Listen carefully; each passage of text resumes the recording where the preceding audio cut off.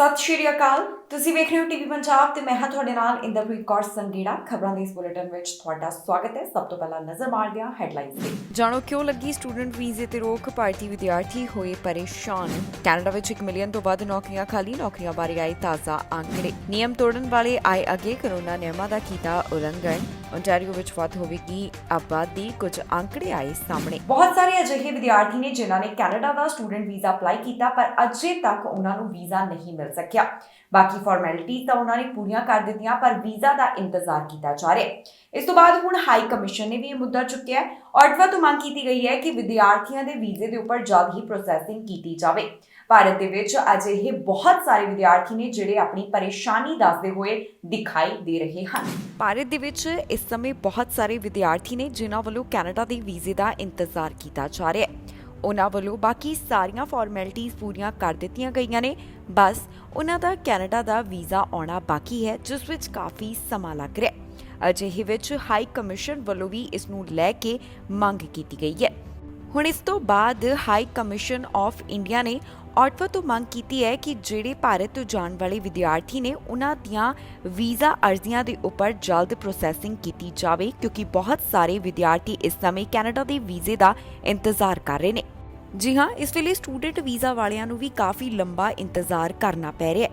ਇਸ ਬਾਰੇ ਕੁਝ ਆંકੜੇ ਵੀ ਸਾਹਮਣੇ ਆਏ, ਜਿੱਥੇ ਪਤਾ ਚੱਲਿਆ ਕਿ ਮੌਜੂਦਾ ਸਮੇਂ 2.3 ਲੱਖ ਭਾਰਤੀ ਵਿਦਿਆਰਥੀਆਂ ਵੱਲੋਂ ਕੈਨੇਡਾ ਲਈ ਸਟੂਡੈਂਟ ਵੀਜ਼ਾ ਅਪਲਾਈ ਕੀਤਾ ਗਿਆ ਹੈ, ਜੋ ਕਿ ਟਿਊਸ਼ਨ ਫੀਸ ਵਿੱਚ $4 ਬਿਲੀਅਨ ਦਾ ਯੋਗਦਾਨ ਪਾ ਰਹੇ ਨੇ। ਇਸ ਸਭ ਬਾਰੇ ਕੈਨੇਡੀਅਨ ਹਾਈ ਕਮਿਸ਼ਨ ਦਾ ਕਹਿਣਾ ਹੈ ਕਿ ਉਹਨਾਂ ਦੇ ਧਿਆਨ ਵਿੱਚ ਇਹ ਸਭ ਕੁਝ ਹੈ।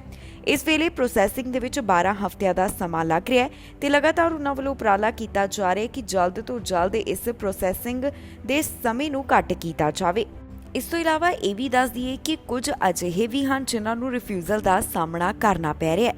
ਜ਼ਿਕਰਯੋਗ ਹੈ, ਕੈਨੇਡੀਅਨ ਹਾਈ ਕਮਿਸ਼ਨ ਵੱਲੋਂ ਜਾਣਕਾਰੀ ਦਿੱਤੀ ਗਈ ਹੈ ਕਿ ਕੈਨੇਡਾ ਨੂੰ ਇਸ ਵੇਲੇ ਸਟੱਡੀ ਪਰਮਿਟ ਸੰਬੰਧੀ ਕਾਫੀ ਜ਼ਿਆਦਾ ਅਰਜ਼ੀਆਂ ਮਿਲ ਚੁੱਕੀਆਂ ਨੇ। ਇਸ ਸਾਲ ਦਾ ਅੰਕੜਾ ਕਾਫੀ ਜ਼ਿਆਦਾ ਦੱਸਿਆ ਜਾ ਰਿਹਾ ਹੈ। ਸਾਲ 2022 ਦੇ ਪਹਿਲੇ 5 ਮਹੀਨਿਆਂ ਅੰਦਰ ਹੀ IRCC ਨੂੰ ਇਸ ਸੰਬੰਧੀ 1,23,500 ਸਟੱਡੀ ਪਰਮਿਟ ਅਰਜ਼ੀਆਂ ਮਿਲੀਆਂ ਨੇ। ਇਹ ਅੰਕੜਾ ਭਾਰਤ ਦੇ ਨਾਲ ਜੁੜਿਆ ਹੋਇਆ ਦੱਸਿਆ ਜਾ ਰਿਹਾ ਹੈ, ਭਾਵ ਕਿ 55% ਦੀ ਅਰਜ਼ੀਆਂ ਭਾਰਤ ਦੇ ਨਾਲ ਸੰਬੰਧਿਤ ਹਨ। IRCC ਵੱਲੋਂ 2,21,522 ਸਟੱਡੀ ਪਰਮਿਟ ਐਪਲੀਕੇਸ਼ਨਸ ਪ੍ਰੋਸੈਸ ਕੀਤੀਆਂ ਗਈਆਂ। ਇਹਨਾਂ ਵਿੱਚੋਂ 50% ਭਾਰਤ ਦੇ ਨਾਲ ਜੁੜੇ ਹੋਏ ਵਿਦਿਆਰਥੀ ਹਨ, ਜਦਕਿ ਸਾਲ 2019 ਦੇ ਵਿੱਚ ਇਹ ਅੰਕੜਾ 1,28,021 ਦਾ ਦੱਸਿਆ ਜਾ ਰਿਹਾ ਸੀ। ਪਹਿਲਾਂ ਦੇ ਮੁਕਾਬਲੇ ਇਹਨਾਂ ਅੰਕੜਿਆਂ ਵਿੱਚ ਕਾਫੀ ਵਾਧਾ ਦੱਸਿਆ ਜਾ ਰਿਹਾ ਹੈ। ਇਸ ਦੇ ਨਾਲ ਹੀ ਦੱਸ ਦਈਏ ਕਿ ਬਹੁਤ ਸਾਰੇ ਅਜਿਹੇ ਵਿਦਿਆਰਥੀ ਨੇ ਜਿਨ੍ਹਾਂ ਵੱਲੋਂ ਕੈਨੇਡਾ ਦੇ ਵੀਜ਼ੇ ਦਾ ਇੰਤਜ਼ਾਰ ਕੀਤਾ ਜਾ ਰਿਹਾ ਹੈ, ਉਹ ਹੁਣ ਆਪਣੀ ਪਰੇਸ਼ਾਨੀ ਦੱਸਦੇ ਹੋਏ ਦਿਖਾਈ ਦੇ ਰਹੇ ਨੇ। ਇਹਨਾਂ ਵਿਦਿਆਰਥੀਆਂ ਦੀ ਵੀ ਮੰਗ ਹੈ ਕਿ ਜਲਦ ਤੋਂ ਜਲਦ ਉਹਨਾਂ ਦੀਆਂ ਫਾਈਲਾਂ ਦੇ ਉੱਪਰ ਫੈਸਲਾ ਸੁਣਾਇਆ ਜਾਵੇ। ਕੈਨੇਡਾ ਵਿੱਚ ਮੌਜੂਦਾ ਸਮੇਂ 1 ਮਿਲੀਅਨ ਤੋਂ ਵੱਧ ਨੌਕਰੀਆਂ ਖਾਲੀ ਪਈਆਂ ਨੇ, ਜਿਨ੍ਹਾਂ ਨੂੰ ਭਰਨ ਦੀ ਲਗਾਤਾਰ ਕੋਸ਼ਿਸ਼ ਕੀਤੀ ਜਾ ਰਹੀ ਹੈ। ਸਟੈਟਿਸਟਿਕਸ ਕੈਨੇਡਾ ਵੱਲੋਂ ਤਾਜ਼ਾ ਅੰਕੜਾ ਪੇਸ਼ ਕੀਤਾ ਗਿਆ, ਜਿੱਥੇ ਉਹਨਾਂ ਨੇ ਖਾਲੀ ਨੌਕਰੀਆਂ ਦਾ ਜ਼ਿਕਰ ਕੀਤਾ ਤੇ ਨਾਲ ਹੀ ਦੱਸਿਆ ਕਿ ਕਿਹੜੇ ਖੇਤਰ ਵਿੱਚ ਜ਼ਿਆਦਾ ਨੌਕਰੀਆਂ ਇਸ ਸਮੇਂ ਖਾਲੀ ਹਨ। ਕੈਨੇਡਾ ਵਿੱਚ ਲਗਾਤਾਰ ਕਾਮਿਆਂ ਦੀ ਘਾਟ ਨਜ਼ਰ ਆ ਰਹੀ ਹੈ। ਬਹੁਤ ਸਾਰੀਆਂ ਨੌਕਰੀਆਂ ਖਾਲੀ ਪਈਆਂ ਨੇ। ਤਾਜ਼ਾ ਅੰਕੜਿਆਂ ਤੋਂ ਵੀ ਇਹੀ ਪਤਾ ਚੱਲਿਆ ਹੈ ਕਿ 1 ਮਿਲੀਅਨ ਤੋਂ ਵੱਧ ਨੌਕਰੀਆਂ ਅਜੇ ਵੀ ਖਾਲੀ ਪਈਆਂ ਹਨ। ਦਰਅਸਲ ਸਟੈਟਿਸਟਿਕਸ ਕੈਨੇਡਾ ਵੱਲੋਂ ਕੁਝ ਅੰਕੜੇ ਪੇਸ਼ ਕੀਤੇ ਗਏ। ਜਿਹੜੇ ਅੰਕੜੇ ਸਾਹਮਣੇ ਆਏ ਨੇ ਉਹਨਾਂ ਨੂੰ ਦੇਖ ਕੇ ਪਤਾ ਚੱਲਿਆ ਕਿ ਕਈ ਨੌਕਰੀਆਂ ਕੈਨੇਡਾ ਵਿੱਚ ਅਜੇ ਵੀ ਖਾਲੀ ਪਈਆਂ ਨੇ। ਕਾਮਿਆਂ ਦੀ ਲਗਾਤਾਰ ਇੱਥੇ ਘਾਟ ਦਿਖਾਈ ਦੇ ਰਹੀ ਹੈ। ਜੂਨ ਮਹੀਨੇ ਦੌਰਾਨ ਖਾਲੀ ਨੌਕਰੀਆਂ ਦੀ ਗਿਣਤੀ 3.2% ਵੱਧ ਦਰਜ ਕੀਤੀ ਗਈ ਹੈ। ਸਟੈਟਿਸਟਿਕਸ ਕੈਨੇਡਾ ਦਾ ਇਸ ਸਭ ਬਾਰੇ ਕਹਿਣਾ ਹੈ ਕਿ ਖਾਲੀ ਪਈਆਂ ਨੌਕਰੀਆਂ ਨੂੰ ਭਰਨ ਦੀ ਲਗਾਤਾਰ ਕੋਸ਼ਿਸ਼ ਕੀਤੀ ਜਾ ਰਹੀ ਹੈ। ਮੌਜੂਦਾ ਸਮੇਂ 10,37,900 ਅਹੁਦਿਆਂ ਦੇ ਉੱਪਰ ਨੌਕਰੀਆਂ ਖਾਲੀ ਪਈਆਂ ਨੇ, ਜਿਨ੍ਹਾਂ ਨੂੰ ਭਰਨ ਦੀ ਲਗਾਤਾਰ ਕੋਸ਼ਿਸ਼ ਕੀਤੀ ਜਾ ਰਹੀ ਹੈ। ਮਈ ਮਹੀਨੇ ਵਾਸਤੇ ਇਹ ਗਿਣਤੀ 10,05,700 ਦੀ ਦੱਸੀ ਗਈ ਸੀ, ਜਿਸ ਨੂੰ ਦੇਖ ਕੇ ਪਤਾ ਚੱਲਦਾ ਹੈ ਕਿ ਪਹਿਲਾਂ ਦੇ ਮੁਕਾਬਲੇ ਖਾਲੀ ਪਈਆਂ ਨੌਕਰੀਆਂ ਵਿੱਚ ਵਾਧਾ ਦਰਜ ਕੀਤਾ ਗਿਆ। ਜੂਨ ਮਹੀਨੇ ਵਿੱਚ ਖਾਲੀ ਨੌਕਰੀਆਂ ਦੀ ਦਰ 5.9% ਦਰਜ ਕੀਤੀ ਗਈ। ਸਾਲ 2021 ਦੇ ਜੂਨ ਮਹੀਨੇ ਦੌਰਾਨ ਇਹ ਦਰ 4.9% ਸੀ।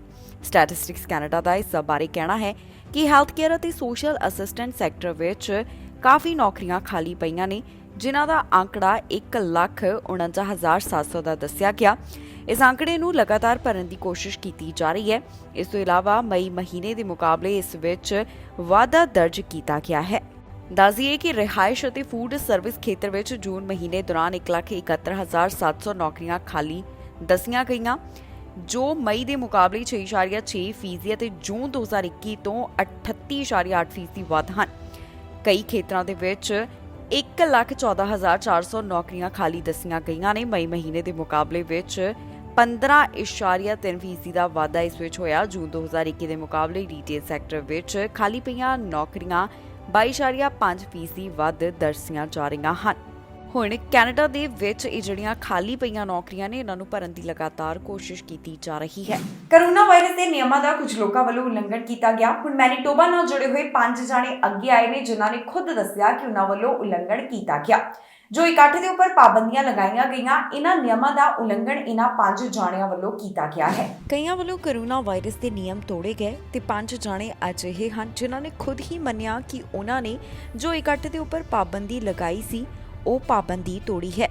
ਇਹ ਜਾਣਕਾਰੀ ਮੈਨੀਟੋਬਾ ਤੋਂ ਸਾਹਮਣੇ ਆਈ, ਜਿੱਥੇ 5 ਮੈਨੀਟੋਬੀਅਨਸ ਦਾ ਕਹਿਣਾ ਹੈ ਕਿ ਉਹਨਾਂ ਵੱਲੋਂ ਗੈਦਰਿੰਗ ਰਿਸਟ੍ਰਿਕਸ਼ਨ ਨਿਯਮਾਂ ਦਾ ਉਲੰਘਣ ਕੀਤਾ ਗਿਆ। ਜਿਨ੍ਹਾਂ ਵੱਲੋਂ ਇਹਨਾਂ ਨਿਯਮਾਂ ਦਾ ਉਲੰਘਣ ਕੀਤਾ ਗਿਆ, ਉਹਨਾਂ ਵਿੱਚ ਇੱਕ ਪਾਸਟਰ ਵੀ ਸ਼ਾਮਿਲ ਹੈ। ਇਹਨਾਂ 5 ਜਾਣਿਆਂ ਦਾ ਕਹਿਣਾ ਹੈ ਕਿ ਉਹਨਾਂ ਨੇ ਕੋਰੋਨਾ ਪੈਂਡੇਮਿਕ ਦੌਰਾਨ ਜਿਹੜੀਆਂ ਪਾਬੰਦੀਆਂ ਲਗਾਈਆਂ ਗਈਆਂ, ਉਹਨਾਂ ਦੇ ਨਿਯਮ ਤੋੜੇ ਹਨ। ਜਿਨ੍ਹਾਂ ਵੱਲੋਂ ਇਹ ਗੱਲ ਮੰਨੀ ਗਈ, ਉਹਨਾਂ ਦੇ ਨਾਮ ਟੋਬਾਇਸ, ਪੈਟਰਿਕ, ਟੌਡ, ਸ਼ੈਰੋਨ ਅਤੇ ਗੈਰਲਡ ਹਨ। ਇਹਨਾਂ 5 ਜਾਣਿਆਂ ਦਾ ਕਹਿਣਾ ਹੈ ਕਿ ਆਊਟਡੋਰ ਪਬਲਿਕ ਗੈਦਰਿੰਗ ਦੇ ਉੱਪਰ ਜੋ ਰੋਕ ਲਗਾਈ ਗਈ ਸੀ, ਉਹਨਾਂ ਨਿਯਮਾਂ ਦਾ ਉਲੰਘਣ ਕੀਤਾ ਗਿਆ। ਦੱਸ ਦਈਏ ਕਿ ਜਿਸ ਪਾਸਟਰ ਵੱਲੋਂ ਕੋਰੋਨਾ ਨਿਯਮਾਂ ਦਾ ਉਲੰਘਣ ਕੀਤਾ ਗਿਆ ਹੈ, ਉਹ ਕਾਫੀ ਜ਼ਿਆਦਾ ਕੋਵਿਡ-19 ਪਾਬੰਦੀਆਂ ਦਾ ਵਿਰੋਧ ਕਰ ਰਹੇ ਸਨ। ਉਹਨਾਂ ਨੂੰ ਉਲੰਘਣ ਕਰਨ ਦੇ ਉੱਪਰ ਜੁਰਮਾਨਾ ਵੀ ਲਗਾਇਆ ਗਿਆ। ਅਕਸਰ ਹੀ ਜਦੋਂ ਉਹ ਆਪਣੇ ਵਿਚਾਰ ਸਾਂਝੇ ਕਰਦੇ ਤਾਂ ਉਹਨਾਂ ਵੱਲੋਂ ਪਾਬੰਦੀਆਂ ਦਾ ਵਿਰੋਧ ਹੀ ਕੀਤਾ ਜਾਂਦਾ ਸੀ। ਕਈ ਵਾਰ ਰੈਲੀਆਂ ਦੇ ਵਿੱਚ ਵੀ ਉਹ ਇਸ ਦੇ ਖਿਲਾਫ ਗੱਲਬਾਤ ਕਰਦੇ ਹੋਏ ਦਿਖਾਈ ਦਿੱਤੇ। ਜ਼ਿਕਰਯੋਗ ਹੈ ਕਿ ਕੈਨੇਡਾ ਦੇ ਵੱਖ-ਵੱਖ ਹਿੱਸਿਆਂ ਵਿੱਚ ਕੋਰੋਨਾ ਵਾਇਰਸ ਦੇ ਹਾਲਾਤਾਂ ਨੂੰ ਧਿਆਨ ਵਿੱਚ ਰੱਖਦਿਆਂ ਕਾਫੀ ਸਖਤੀ ਕੀਤੀ ਗਈ, ਪਰ ਇਸ ਸਖਤੀ ਦੌਰਾਨ ਕਈਆਂ ਵੱਲੋਂ ਇਸ ਦਾ ਵਿਰੋਧ ਕੀਤਾ ਗਿਆ ਤੇ ਕਈਆਂ ਨੇ ਨਿਯਮਾਂ ਦਾ ਉਲੰਘਣ ਕੀਤਾ। ਹੁਣ 5 ਜਾਣੇ ਜਿਹੜੇ ਮੈਨੀਟੋਬਾ ਨਾਲ ਜੁੜੇ ਹੋਏ ਹਨ, ਉਹਨਾਂ ਨੇ ਖੁਦ ਮੰਨਿਆ ਕਿ ਉਹਨਾਂ ਨੇ ਇਕੱਠ ਦੇ ਨਾਲ ਸੰਬੰਧਿਤ ਪਾਬੰਦੀ ਤੋੜੀ ਹੈ। ਓਨਟਾਰੀਓ ਸੂਬੇ ਵਿੱਚ ਹੁਣ ਜਲਦ ਹੀ ਆਬਾਦੀ ਵਿੱਚ ਵਾਧਾ ਦੇਖਣ ਨੂੰ ਮਿਲੇਗਾ। ਸਟੈਟਿਸਟਿਕਸ ਕੈਨੇਡਾ ਵੱਲੋਂ ਅੰਕੜਾ ਪੇਸ਼ ਕਰਦਿਆਂ ਦੱਸਿਆ ਗਿਆ ਕਿ 2043 ਤੱਕ ਓਨਟਾਰੀਓ ਸੂਬੇ ਵਿੱਚ ਆਬਾਦੀ ਕਿੱਥੇ ਤੱਕ ਪਹੁੰਚ ਜਾਵੇਗੀ। ਬਾਕੀ ਸੂਬਿਆਂ ਦੇ ਮੁਕਾਬਲੇ ਸਭ ਤੋਂ ਵੱਧ ਆਬਾਦੀ ਵਧਣ ਦਾ ਅੰਦਾਜ਼ਾ ਓਨਟਾਰੀਓ ਦੇ ਵਿੱਚ ਲਗਾਇਆ ਗਿਆ। ਓਨਟਾਰੀਓ ਸੂਬੇ ਦੀ ਆਬਾਦੀ ਪਹਿਲਾਂ ਦੇ ਮੁਕਾਬਲੇ ਵੱਧ ਹੋਵੇਗੀ। ਇਸ ਦੇ ਪਿੱਛੇ ਇਮੀਗ੍ਰੇਸ਼ਨ ਨੂੰ ਵੀ ਇੱਕ ਵੱਡਾ ਕਾਰਨ ਮੰਨਿਆ ਜਾ ਰਿਹਾ ਹੈ। ਸਟੈਟਿਸਟਿਕਸ ਕੈਨੇਡਾ ਵੱਲੋਂ ਕੁਝ ਅੰਕੜੇ ਪੇਸ਼ ਕੀਤੇ ਗਏ, ਜਿਨ੍ਹਾਂ ਮੁਤਾਬਕ ਓਨਟਾਰੀਓ ਦੀ ਆਬਾਦੀ ਵਿੱਚ ਵੱਡਾ ਵਾਧਾ ਹੋ ਸਕਦਾ ਹੈ। ਜਾਣਕਾਰੀ ਮੁਤਾਬਕ 2043 ਤੱਕ ਓਨਟਾਰੀਓ ਦੀ ਆਬਾਦੀ ਹੋਰ ਵੱਧ ਹੋਵੇਗੀ। ਸਟੈਟਿਸਟਿਕਸ ਕੈਨੇਡਾ ਵੱਲੋਂ ਇੱਕ ਨਵੀਂ ਰਿਪੋਰਟ ਪੇਸ਼ ਕੀਤੀ ਗਈ, ਜਿਸ ਮੁਤਾਬਕ ਅਗਲੇ 2 ਦਹਾਕਿਆਂ ਵਿੱਚ ਓਨਟਾਰੀਓ ਦੀ ਆਬਾਦੀ ਅੰਦਰ ਵੱਡਾ ਵਾਧਾ ਦਰਜ ਕੀਤਾ ਜਾ ਸਕਦਾ ਹੈ। 2021 ਦੇ ਸੈਂਸਸ ਦੇ ਡਾਟਾ ਦੇ ਆਧਾਰ ਉੱਪਰ ਫੈਡਰਲ ਏਜੰਸੀ ਵੱਲੋਂ ਇਹ ਜਾਣਕਾਰੀ ਦਿੱਤੀ ਗਈ ਹੈ। ਇਸ ਸਮੇਂ ਓਨਟਾਰੀਓ ਵਿੱਚ ਅੰਦਾਜ਼ਨ 1,48,26,000 ਲੋਕ ਹਨ।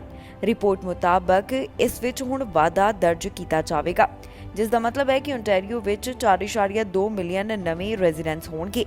ਇਸ ਸਭ ਬਾਰੇ ਸਟੈਟਿਸਟਿਕਸ ਕੈਨੇਡਾ ਦਾ ਕਹਿਣਾ ਹੈ ਕਿ ਓਨਟਾਰੀਓ ਵਿੱਚ ਆਬਾਦੀ ਅੰਦਰ ਵਾਧਾ ਹੋਣਾ ਪ੍ਰੋਵਿੰਸਸ ਦੇ ਮੁਕਾਬਲੇ ਵੱਧ ਦਰਜ ਹੋਵੇਗਾ। ਹਾਲਾਂਕਿ ਪੈਂਡੇਮਿਕ ਦੌਰਾਨ ਕਿਊਬੈਕ ਅਤੇ ਬ੍ਰਿਟਿਸ਼ ਕੋਲੰਬੀਆ ਵੱਲ ਵੀ ਕਈ ਲੋਕ ਗਏ ਹਨ। ਇਸ ਤੋਂ ਇਲਾਵਾ ਦੱਸਿਆ ਗਿਆ ਕਿ ਦੇਸ਼ ਦੇ ਹੋਰਨਾਂ ਹਿੱਸਿਆਂ ਨਾਲੋਂ ਓਨਟਾਰੀਓ ਸੂਬੇ ਵਿੱਚ ਆਬਾਦੀ ਵੱਧ ਦਰਜ ਕੀਤੀ ਜਾਵੇਗੀ। ਰਿਪੋਰਟ ਵਿੱਚ ਦੱਸਿਆ ਗਿਆ ਹੈ ਕਿ ਬਾਕੀ ਸੂਬਿਆਂ ਵਿੱਚ ਆਬਾਦੀ ਦੀ ਗਿਣਤੀ ਕੀ ਰਹਿਣ ਵਾਲੀ ਹੈ। ਬਜ਼ੁਰਗਾਂ ਨਾਲ ਠੱਗੀ ਦਾ ਮਾਮਲਾ ਸਾਹਮਣੇ, ਜਿਸ ਸੰਬੰਧੀ ਕਾਰਵਾਈ ਕਰਦਿਆਂ 2 ਜਾਣਿਆਂ ਨੂੰ ਹਿਰਾਸਤ ਵਿੱਚ ਲਿਆ ਗਿਆ। ਇਹਨਾਂ ਵੱਲੋਂ ਇੱਕ ਗ੍ਰੈਂਡ ਪੇਰੈਂਟ ਸਕੈਮ ਚਲਾਇਆ ਜਾ ਰਿਹਾ ਸੀ, ਜਿਸ ਤਹਿਤ ਕਈਆਂ ਨੂੰ ਧੋਖੇ ਦਾ ਸ਼ਿਕਾਰ ਬਣਾਇਆ ਗਿਆ। ਪੁਲਿਸ ਵੱਲੋਂ ਇਸ ਸੰਬੰਧੀ ਹੁਣ ਕਾਰਵਾਈ ਕੀਤੀ ਗਈ। ਬਜ਼ੁਰਗ ਲੋਕਾਂ ਨੂੰ ਧੋਖੇ ਦਾ ਸ਼ਿਕਾਰ ਬਣਾਇਆ ਗਿਆ। ਬਜ਼ੁਰਗ ਲੋਕਾਂ ਨਾਲ ਧੋਖਾ ਕਰਨ ਦੇ ਮਾਮਲੇ ਵਿੱਚ 2 ਜਾਣਿਆਂ ਨੂੰ ਗ੍ਰਿਫਤਾਰ ਕੀਤਾ ਗਿਆ ਹੈ। ਜੀ ਹਾਂ, ਇਹ 2 ਜਾਣੇ ਟੋਰਾਂਟੋ ਨਾਲ ਜੁੜੇ ਹੋਏ ਦੱਸੇ ਗਏ, ਜਿਹੜੇ ਕਿ ਗ੍ਰੈਂਡ ਪੇਰੈਂਟ ਸਕੈਮ ਦਾ ਹਿੱਸਾ ਸਨ। ਹੁਣ ਨਾਇਗਰਾ ਪੁਲਿਸ ਵੱਲੋਂ ਇਸ ਬਾਰੇ ਜਾਣਕਾਰੀ ਸਾਂਝੀ ਕੀਤੀ ਗਈ, ਜਿੱਥੇ ਉਹਨਾਂ ਨੇ ਦੱਸਿਆ ਕਿ ਧੋਖਾ ਕਰਨ ਦੇ ਸੰਬੰਧ ਵਿੱਚ ਉਹਨਾਂ ਨੇ 2 ਵਿਅਕਤੀਆਂ ਨੂੰ ਹਿਰਾਸਤ ਵਿੱਚ ਲਿਆ, ਜਿਨ੍ਹਾਂ ਵੱਲੋਂ ਬਜ਼ੁਰਗਾਂ ਨੂੰ ਧੋਖੇ ਦਾ ਸ਼ਿਕਾਰ ਬਣਾਇਆ ਗਿਆ। ਇਸ ਗ੍ਰੈਂਡ ਪੇਰੈਂਟ ਸਕੈਮ ਰਾਹੀਂ $9,000 ਦੀ ਠੱਗੀ ਕੀਤੀ ਗਈ ਹੈ। ਪੁਲਿਸ ਨੇ ਦੱਸਿਆ ਕਿ ਉਹਨਾਂ ਵੱਲੋਂ ਇਸ ਮਾਮਲੇ ਦੇ ਸੰਬੰਧ ਵਿੱਚ ਵਧੇਰੇ ਜਾਂਚ ਪੜਤਾਲ ਕੀਤੀ ਜਾ ਰਹੀ ਹੈ। ਪੁਲਿਸ ਨੂੰ ਇਸ ਬਾਰੇ ਜਾਣਕਾਰੀ ਮਿਲੀ ਸੀ ਕਿ ਇੱਕ ਵਿਅਕਤੀ ਜਿਸ ਦੀ ਉਮਰ 80 ਸਾਲ ਦੇ ਕਰੀਬ ਹੈ ਉਸ ਨੂੰ ਇੱਕ ਵਿਅਕਤੀ ਕੋਲੋਂ ਫੋਨ ਕਾਲ ਆਈ ਜਿਸ ਵਿੱਚ ਦਾਅਵਾ ਕੀਤਾ ਗਿਆ ਉਹ ਉਸ ਦਾ ਪੋਤਾ ਹੈ। ਫਿਰ ਇਸ ਬਜ਼ੁਰਗ ਨੂੰ ਆਪਣੇ ਝਾਂਸੇ ਵਿੱਚ ਲਿਆ ਕੇ ਉਸ ਕੋਲੋਂ ਠੱਗੀ ਮਾਰੀ ਗਈ। ਇਸ ਤੋਂ ਇਲਾਵਾ ਹੋਰ ਵੀ ਕਈ ਤਰੀਕੇ ਦੇ ਧੋਖੇ ਕਈਆਂ ਨਾਲ ਕਰਨ ਦਾ ਮਾਮਲਾ ਸਾਹਮਣੇ ਆਇਆ ਜਿਸ ਬਾਰੇ ਅਧਿਕਾਰੀਆਂ ਵੱਲੋਂ ਜਾਣਕਾਰੀ ਦਿੱਤੀ ਗਈ। ਦੱਸਿਆ ਜਾ ਰਿਹਾ ਕਿ ਇਸ ਸਕੈਮ ਦੇ ਰਾਹੀਂ ਬਜ਼ੁਰਗਾਂ ਤੋਂ ਪੈਸੇ ਮੰਗੇ ਜਾ ਰਹੇ ਸਨ। ਫਿਰ ਜਦੋਂ ਇਸ ਸਭ ਬਾਰੇ ਪੁਲਿਸ ਨੂੰ ਪਤਾ ਚੱਲਿਆ ਤੇ ਉਹਨਾਂ ਨੇ ਇਸ ਸੰਬੰਧ ਵਿੱਚ ਜਾਂਚ ਆਰੰਭ ਕਰ ਦਿੱਤੀ ਤੇ 2 ਜਾਣਿਆਂ ਨੂੰ ਹਿਰਾਸਤ ਵਿੱਚ ਲਿਆ। ਇਹਨਾਂ 2 ਜਾਣਿਆਂ ਨੂੰ ਹਾਈਵੇ 406 ਤੋਂ ਹਿਰਾਸਤ ਵਿੱਚ ਲਿਆ ਗਿਆ ਜਿਨ੍ਹਾਂ ਦੀ ਪਹਿਚਾਣ ਵੀ ਜਨਤਕ ਕੀਤੀ ਗਈ। ਇੱਕ ਦਾ ਨਾਮ ਕਮਾਰਾ ਉਮਰ 24 ਸਾਲ ਤੇ ਦੂਸਰੇ ਦਾ ਮਾਰਟਿਨਸ ਉਮਰ 23 ਸਾਲ ਦੇ ਕਰੀਬ ਦੱਸੀ ਗਈ ਹੈ। ਹੁਣ ਇਹਨਾਂ ਦੋਹਾਂ ਦੇ ਉੱਪਰ ਕਾਰਵਾਈ ਕਰਦਿਆਂ ਚਾਰजेस ਵੀ ਲਗਾਏ ਗਏ ਨੇ। ਦੱਸਿਆ ਜਾ ਰਿਹਾ ਹੈ ਕਿ ਦੋਹਾਂ ਸਸਪੈਕਟ ਨੂੰ ਹੁਣ ਰਿਹਾ ਕਰ ਦਿੱਤਾ ਗਿਆ ਪਰ ਜਲਦ ਉਹਨਾਂ ਦੀ ਕੋਰਟ ਵਿੱਚ ਪੇਸ਼ੀ ਹੋਵੇਗੀ। ਰਾਸ਼ਟਰਪਤੀ ਜੋ ਬਾਈਡਨ ਮੁਆਫੀ ਨਹੀਂ ਮੰਗਣਗੇ। ਉਹਨਾਂ ਨੇ ਇਸ ਬਾਰੇ ਸੋਸ਼ਲ ਮੀਡੀਆ ਉੱਪਰ ਵੀਡੀਓ ਸਾਂਝੀ ਕੀਤੀ। ਇਸ ਤੋਂ ਇਲਾਵਾ ਜੋ ਵਿਦਿਆਰਥੀਆਂ ਦੇ ਲੋਨ ਮਾਫ ਕਰਨ ਸੰਬੰਧੀ ਯੋਜਨਾ ਲਿਆਂਦੀ ਗਈ ਉਸ ਦਾ ਜ਼ਿਕਰ ਵੀ ਰਾਸ਼ਟਰਪਤੀ ਕਰਦੇ ਹੋਏ ਦਿਖਾਈ ਦਿੱਤੇ। ਅਮਰੀਕਾ ਦੇ ਰਾਸ਼ਟਰਪਤੀ ਜੋ ਬਾਈਡਨ ਵੱਲੋਂ ਖਾਸ ਜਾਣਕਾਰੀ ਸਾਂਝੀ ਕੀਤੀ ਗਈ ਜਿੱਥੇ ਉਹਨਾਂ ਨੇ ਦੱਸਿਆ ਕਿ ਸਰਕਾਰ ਵੱਲੋਂ ਅਮਰੀਕਨਸ ਵਾਸਤੇ ਕਿਹੜੇ ਉਪਰਾਲੇ ਕੀਤੇ ਜਾ ਰਹੇ ਨੇ। ਜੋ ਬਾਈਡਨ ਵੱਲੋਂ ਕਿਹਾ ਗਿਆ ਕਿ ਉਹ ਕਦੇ ਵੀ ਮੁਆਫੀ ਨਹੀਂ ਮੰਗਣਗੇ। ਉਹਨਾਂ ਦਾ ਕਹਿਣਾ ਹੈ ਕਿ ਉਹ ਵਰਕਿੰਗ ਅਮਰੀਕਨਸ ਤੇ ਮਿਡਲ ਕਲਾਸ ਵਾਸਤੇ ਜੋ ਮਦਦ ਕਰ ਰਹੇ ਨੇ ਉਸ ਸੰਬੰਧੀ ਮੁਆਫੀ ਨਹੀਂ ਮੰਗਣਗੇ। ਇਸ ਤੋਂ ਇਲਾਵਾ ਵਿਦਿਆਰਥੀਆਂ ਦੇ ਕਰਜ਼ਾ ਮੁਆਫ ਕਰਨ ਸੰਬੰਧੀ ਜੋ ਯੋਜਨਾ ਲਿਆਂਦੀ ਗਈ ਇਸ ਬਾਰੇ ਵੀ ਜੋ ਬਾਈਡਨ ਗੱਲਬਾਤ ਕਰਦੇ ਹੋਏ ਦਿਖਾਈ ਦਿੱਤੇ। ਕੀ ਕਹਿਣਾ ਹੈ ਰਾਸ਼ਟਰਪਤੀ ਦਾ, ਆਓ ਤੁਹਾਨੂੰ ਸੁਣਾਉਂਦੇ ਹਾਂ। I believe my plan is responsible and fair. It focuses the benefit on middle class and working families. It helps both current and future borrowers and will fix a badly broken system. And these actions build on my administration's effort to make college more affordable in the first place. It includes unprecedented investments, nearly $6 billion in historic black colleges and universities, much of which is focused on pandemic relief to help students cover tuition and other costs so they can stay in school. Canada ਦੇ ਵਿੱਚ ਇਸ ਸਮੇਂ ਬਹੁਤ ਸਾਰੇ ਲੋਕ ਨੇ ਜਿਨ੍ਹਾਂ ਨੂੰ ਮੌਂਕੀਪੌਕਸ ਵਾਇਰਸ ਦੀ ਚਿੰਤਾ ਸਤਾ ਰਹੀ ਹੈ। ਇਸ ਬਾਰੇ ਤਾਜ਼ਾ ਸਰਵੇ ਸਾਹਮਣੇ ਆਇਆ ਜਿਸ ਵਿੱਚ ਪਤਾ ਚੱਲਿਆ ਕਿ 50% ਤੋਂ ਵੱਧ ਕੈਨੇਡੀਅਨਸ ਇਸ ਸਮੇਂ ਮੌਂਕੀਪੌਕਸ ਵਾਇਰਸ ਨੂੰ ਲੈ ਕੇ ਚਿੰਤਾ ਵਿੱਚ ਨੇ। ਕਈਆਂ ਨੂੰ ਜ਼ਿਆਦਾ ਚਿੰਤਾ ਹੈ ਤੇ ਕਈਆਂ ਨੂੰ ਇਸ ਦੀ ਘੱਟ ਚਿੰਤਾ ਹੈ। ਇਸ ਤੋਂ ਇਲਾਵਾ ਕੁਝ ਬੇਪਰਵਾਹ ਵੀ ਨਜ਼ਰ ਆ ਰਹੇ ਨੇ।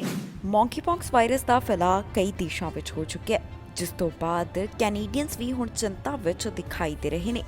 ਇੱਕ ਸਰਵੇ ਸਾਹਮਣੇ ਆਇਆ ਜਿਸ ਤੋਂ ਪਤਾ ਚੱਲਿਆ ਕਿ ਅੱਧੇ ਤੋਂ ਵੱਧ ਕੈਨੇਡੀਅਨਸ ਇਸ ਸਮੇਂ ਮੌਂਕੀਪੌਕਸ ਵਾਇਰਸ ਦੀ ਆਊਟਬ੍ਰੇਕ ਨੂੰ ਲੈ ਕੇ ਚਿੰਤਾ ਵਿੱਚ ਹਨ।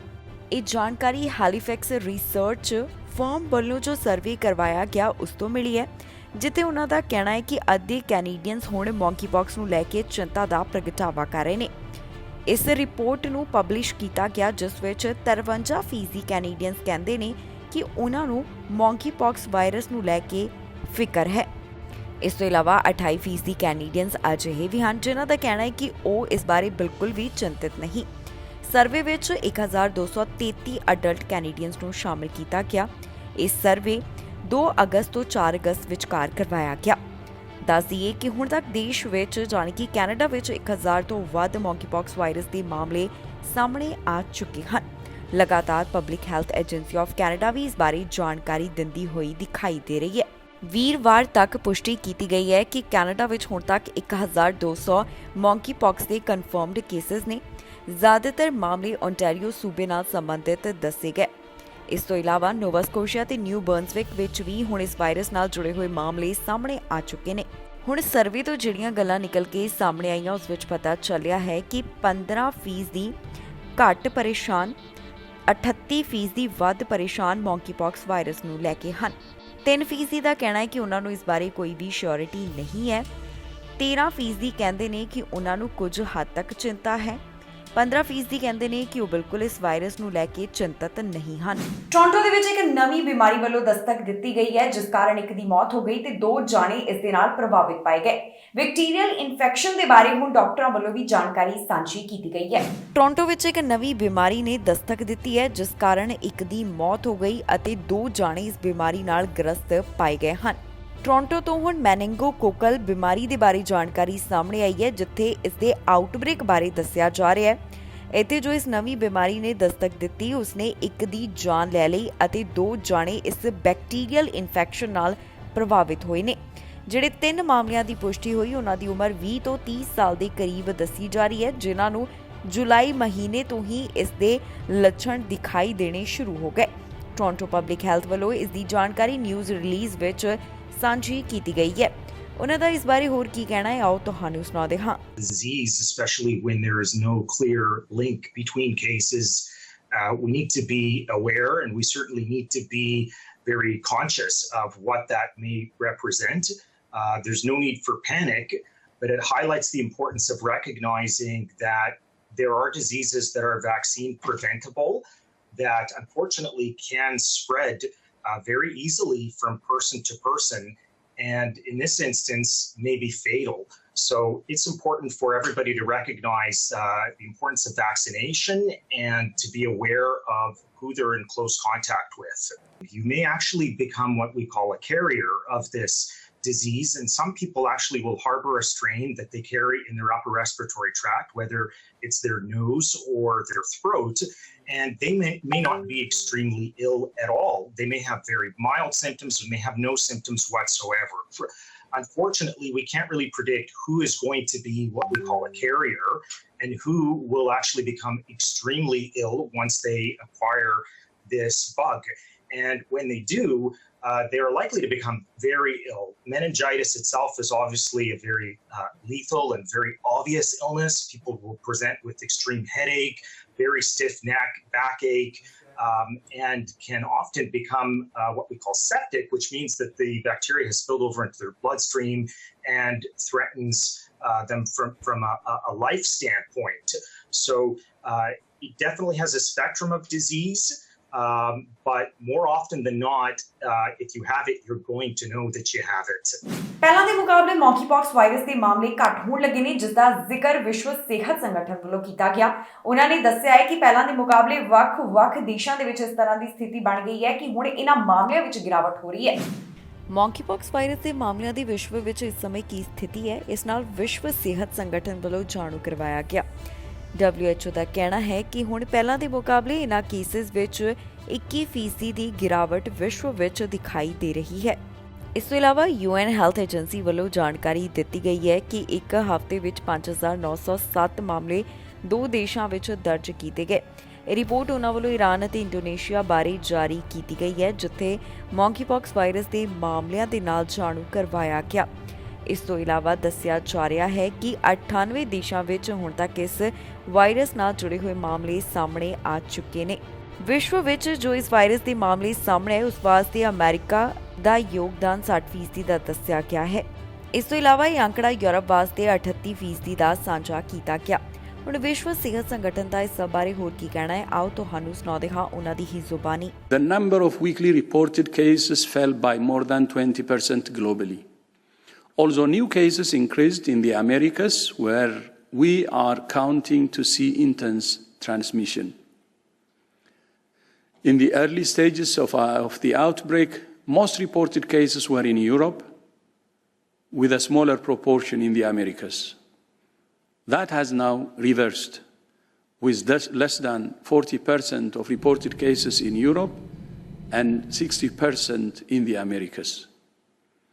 There are signs that the outbreak is slowing in Europe, where a combination of effective public health measures, behavior change, and vaccination are helping to prevent transmission.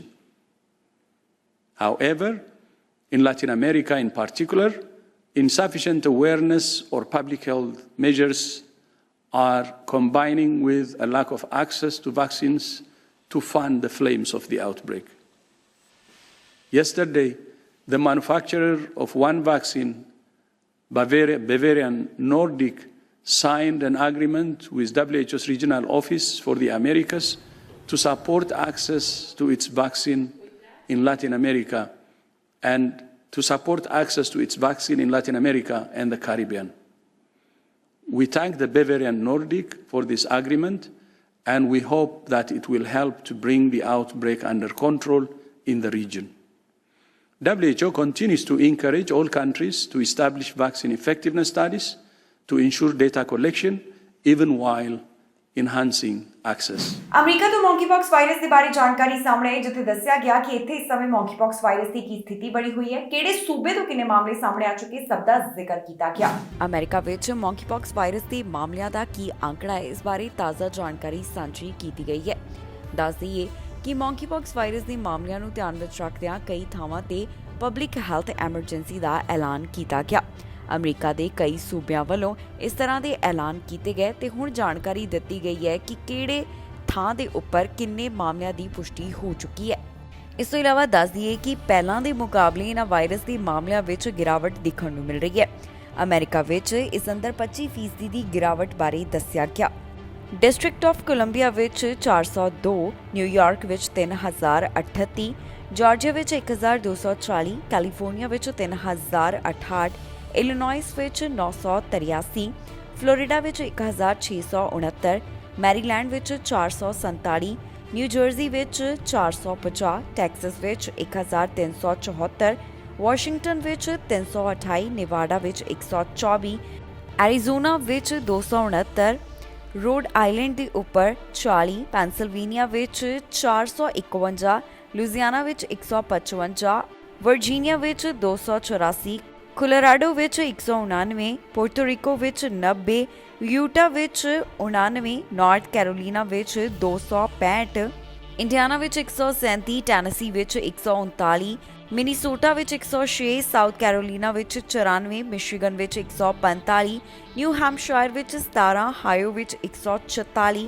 Nebraska ਵਿੱਚ 23, Alabama ਵਿੱਚ 53, ਹਵਾਈ 'ਚ 15, new Mexico ਵਿੱਚ 21, Wisconsin ਵਿੱਚ 56, Arkansas ਵਿੱਚ 24, Mississippi ਵਿੱਚ 23, Oklahoma ਵਿੱਚ 22, Kentucky ਵਿੱਚ 24, ਨਾਰਥ ਡਕੋਟਾ ਵਿੱਚ 4, ਲੋਵਾ ਵਿੱਚ 16, ਅਲਾਸਕਾ 'ਚ 3, ਵੈਰਮੌਂਟ ਵਿੱਚ 2, ਸਾਊਥ ਡਕੋਟਾ ਵਿੱਚ 2, ਵੈਸਟ ਵਰਜੀਨੀਆ ਵਿੱਚ 4, ਮੌਂਟਾਨਾ ਵਿੱਚ 2, ਵਾਇਓਮਿੰਗ ਵਿੱਚ 1, ਕੈਂਸਸ ਵਿੱਚ 4 ਮਾਮਲਿਆਂ ਦੀ ਪੁਸ਼ਟੀ ਹੋ ਚੁੱਕੀ ਹੈ।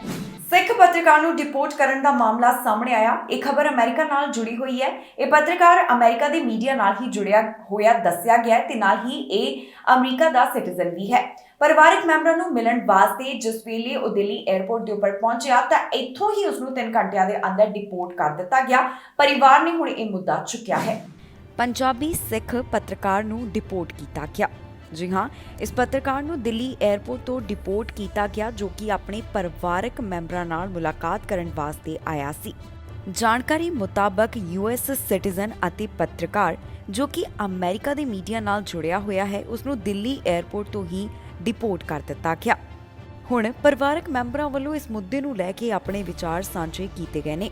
ਪਰਿਵਾਰਕ ਮੈਂਬਰਾਂ ਦਾ ਕਹਿਣਾ ਹੈ ਕਿ ਅੰਗਦ ਸਿੰਘ ਦਿੱਲੀ 에ਅਰਪੋਰਟ ਤੇ 8:30 ਤੇ ਸ਼ਾਮ ਵੇਲੇ ਲੈਂਡ ਹੋਇਆ ਤੇ 3 ਘੰਟਿਆਂ ਦੇ ਅੰਦਰ ਹੀ ਉਸ ਨੂੰ ਵਾਪਸ ਡਿਪੋਰਟ ਕਰ ਦਿੱਤਾ ਗਿਆ।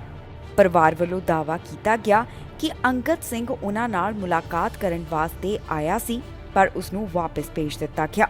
ਇਸ ਤੋਂ ਬਾਅਦ ਇਮੀਗ੍ਰੇਸ਼ਨ ਅਧਿਕਾਰੀਆਂ ਨਾਲ ਵੀ ਰਾਬਤਾ ਕਰਨ ਦੀ ਕੋਸ਼ਿਸ਼ ਕੀਤੀ ਗਈ ਹੈ, ਪਰ ਅਜੇ ਤੱਕ ਉਹਨਾਂ ਵੱਲੋਂ ਸਪਸ਼ਟ ਨਹੀਂ ਕੀਤਾ ਕਿ ਅੰਗਦ ਸਿੰਘ ਨੂੰ ਡਿਪੋਰਟ ਕਿਉਂ ਕੀਤਾ ਗਿਆ। ਜਾਣਕਾਰੀ ਲਈ ਦੱਸ ਦਈਏ ਕਿ ਅੰਗਦ ਸਿੰਘ ਵੱਲੋਂ ਸਾਊਥ ਏਸ਼ੀਆ ਕਵਰ ਕੀਤਾ ਜਾਂਦਾ ਹੈ ਤੇ ਉਸ ਵੱਲੋਂ ਸ਼ਾਹੀਨ ਬਾਗ ਪ੍ਰੋਟੈਸਟ ਨੂੰ ਲੈ ਕੇ ਡਾਕੂਮੈਂਟਰੀ ਬਣਾਈ ਗਈ ਸੀ। ਹੁਣ ਜੋ ਡਿਪੋਰਟ ਕਰਨ ਦਾ ਮਾਮਲਾ ਸਾਹਮਣੇ ਆਇਆ, ਉਸ ਤੋਂ ਬਾਅਦ ਅੰਗਦ ਸਿੰਘ ਦੀ ਮਾਤਾ ਗੁਰਮੀਤ ਕੌਰ ਇਸ ਬਾਰੇ ਬੋਲੇ ਹਨ।